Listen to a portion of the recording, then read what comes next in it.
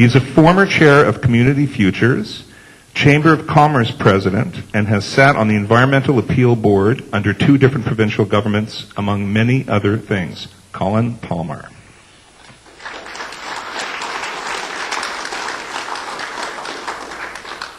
Good evening, everyone.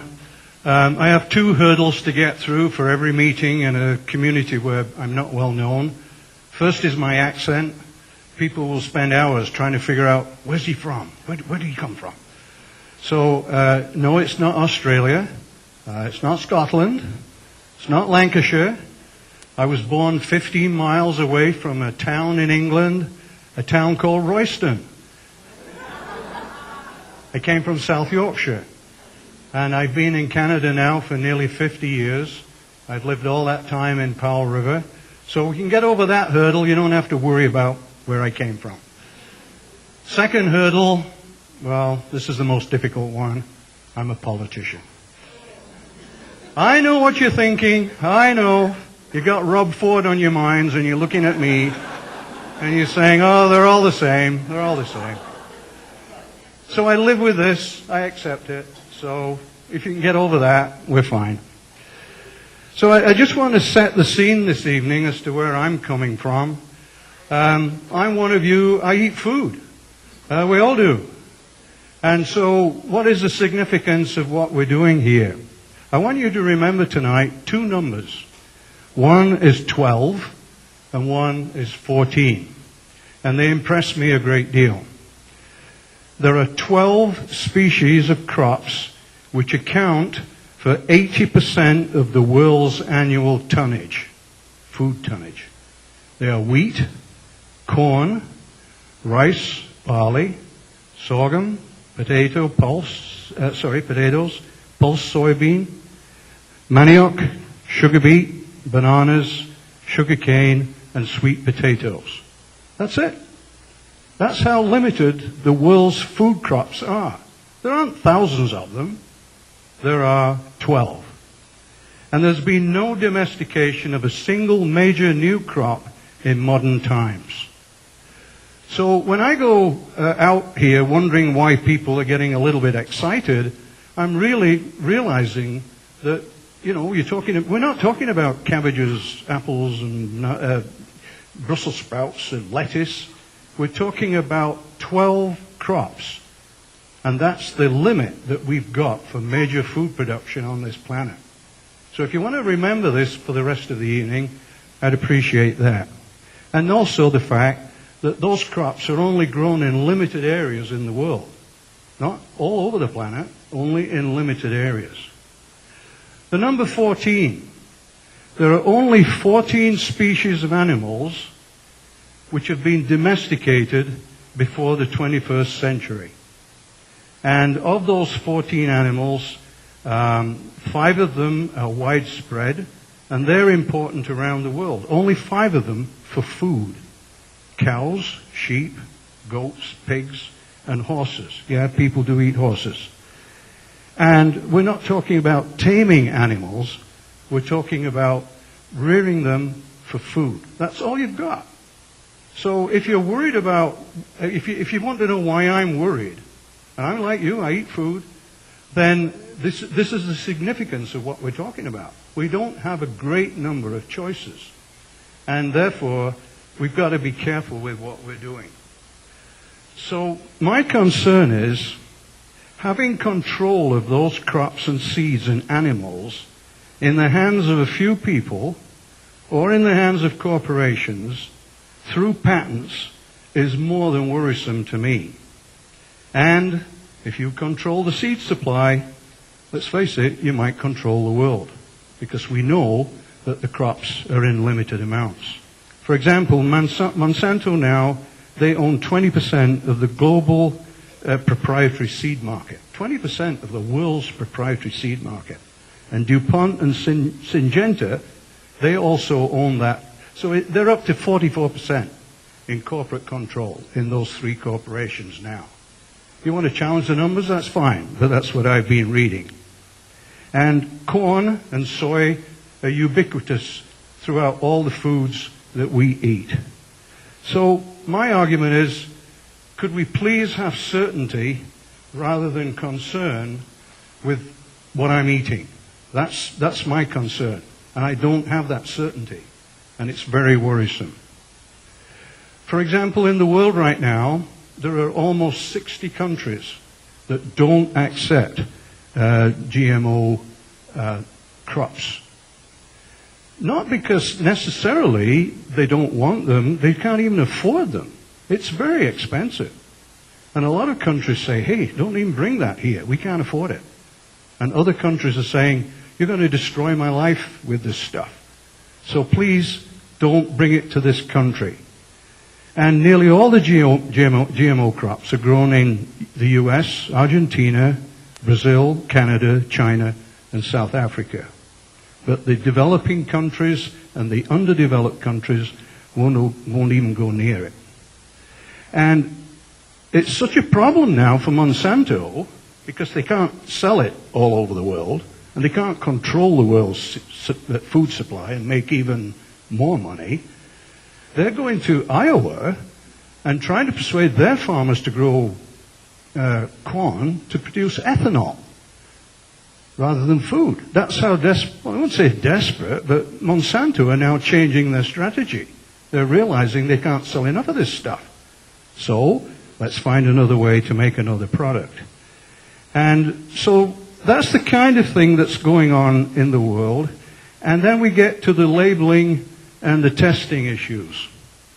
Why is it so difficult to bring in labeling legislation? I want to know what I'm eating. And here's a quote that's worth thinking about. There is no evidence of harm.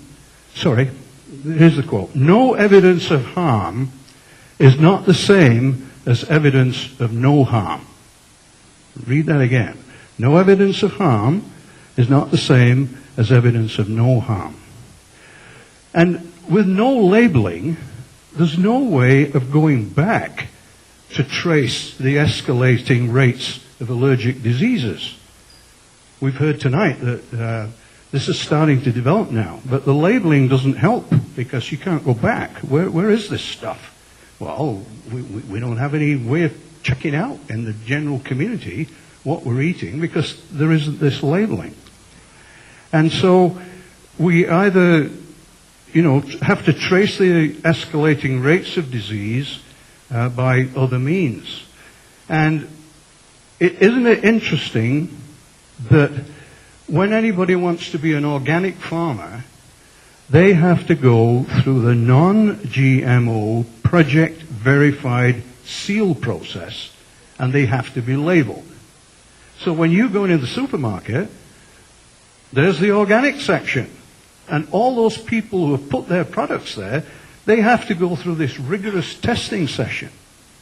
But there's no section that says GE Foods with labels on. You don't find that. So what's the problem?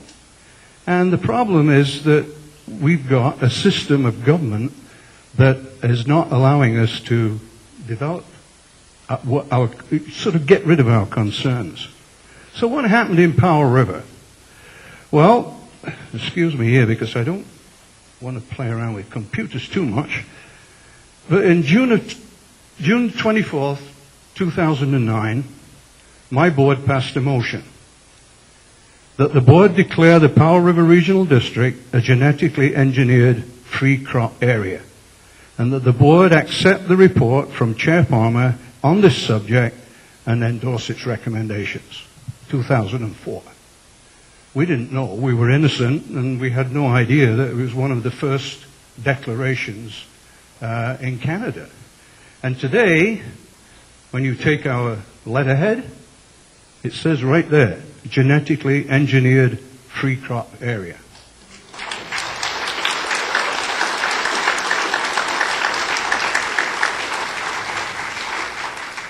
So how did that happen in 2004? Well, my board wanted to diversify our local economy. We didn't really have a lot of farming. And so some people came to me and said, well, you guys want to diversify agriculture in Powell River. You want to develop it, but you're going to waste your time. So I said, why? And they said, well, you know, we're going to try and produce good crops, but there are these things called GE crops, GMOs. I said, what's that? And they said, well, people are, you know, playing around with crops, and they're going to cause problems for the rest of us who are not using them. I said, well, what are you talking about? So they said, well, come and listen to this farmer called Percy Schmeiser. So I said, well, who's he? So Percy was in Powell River. So they dragged me into this meeting, and I wasn't expecting a lot. But then when he started to tell me that there were people from a corporation called Monsanto handing out tickets, fining farmers for growing their crops when they shouldn't be growing them, I thought, this can't be Canada. There's something wrong here. Why are farmers being fined by a private corporation?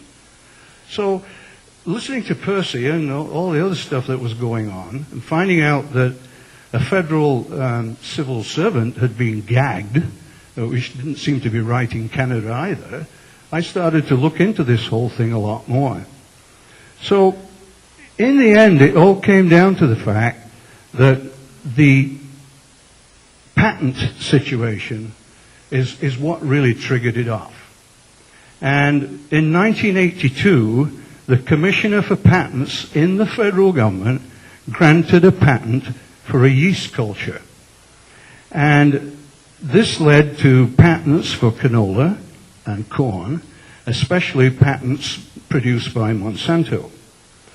And once the farmer started using it, then because Monsanto owned the patent, then they controlled what other farmers were using on their fields.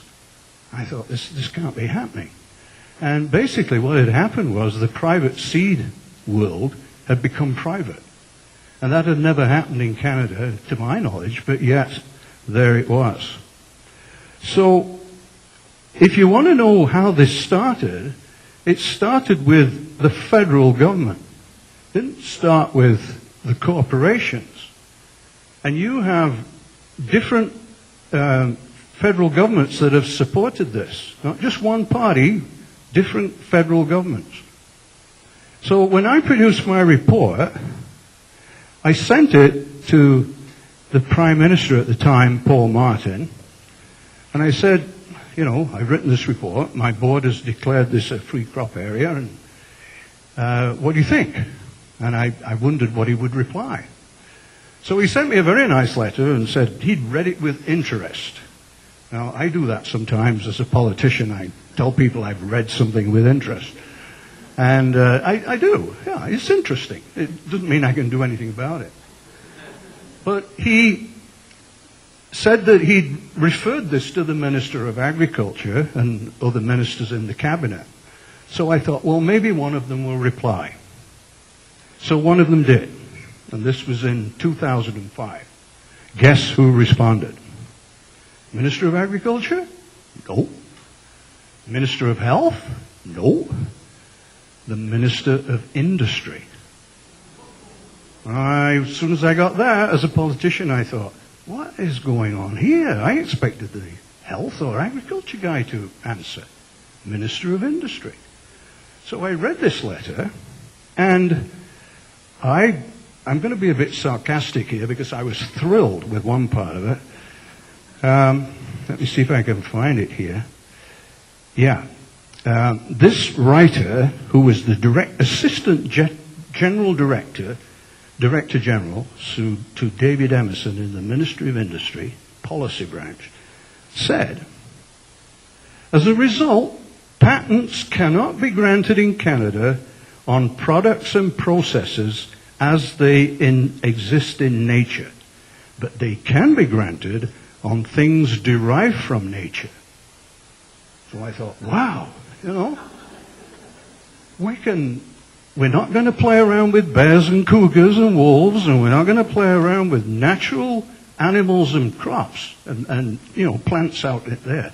But if they're derived from there, we're in on this. Industry Canada.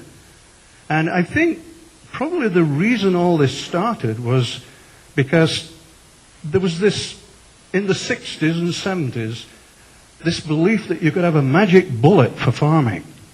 And the politicians love that.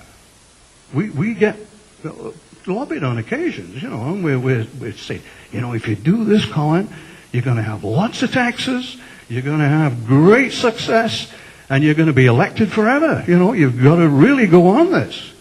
And some of us, well, I don't, but some of us fall for it. But I think this was the thinking. And plus the fact that the states were in on this as well.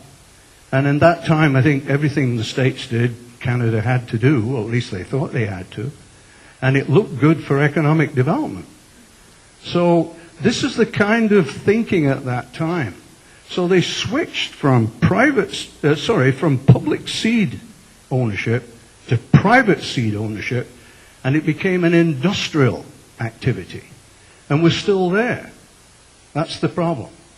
And we're still eating the food now from this private development supported by federal government. So my board kind of got a little bit upset about this and decided to support the whole thing that we were doing. And eventually, we have got to the point now where some of our predictions have come true, and I'm hearing them tonight, and it's amazing to think that this is how far we've gone. I went on my first tour with Percy and Dr. Chopra back in November of 2004 in Vancouver. I went on a tour. I came here. I hope the people who billeted me are here tonight, because I'd like to say hello again. And I went to Salt Spring. Now that was an experience. They are just wild about this whole subject. They had jars around the room for donations. They ran out of jars. They're just full of money. If you'd been a burglar that night, you would have been rich, I can tell you. And I went on a tour with Percy to Salt Spring, Victoria, Saanich, all very, very interesting. People are genuinely concerned. And somehow that certainty is still not there. So what is the future? I think the future is that we have to recognize that even the retailers are starting to get worried. You should be interested to know that McDonald's, Burger King, and Pringles absolutely refuse to buy Monsanto's transgenic potatoes.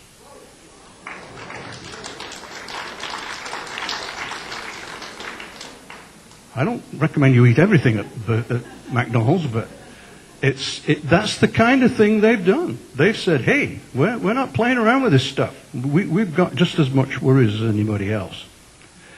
In Iowa, they are just totally excited about GMOs, which is a totally different attitude from us. So I think that in the end, we have to meet like this, we have to get the message out, and you have to know where to target your activities. Target your local government, by all means. Just remember that we are local, we do listen, and we can help, but we're not totally effective. Provincially, I'm not sure the provincial government can do anything because they don't control the regulations either. So these kinds of meetings and these tours are just absolutely wonderful. It gets the message out from the grassroots, but it also, like Dr. Ray, you've got to go and get into Ottawa and find those members of parliament and find those cabinet ministers. And if the Minister of Industry says he's in charge, you say, I'm sorry, no, not. It's the Minister of Agriculture, the Minister of Health. But it's still the patents that are being controlled. So I just hope you found that interesting. I'm very proud of what my board did in 2004, and I just hope you can continue with your interest and concerns. Thank you very much.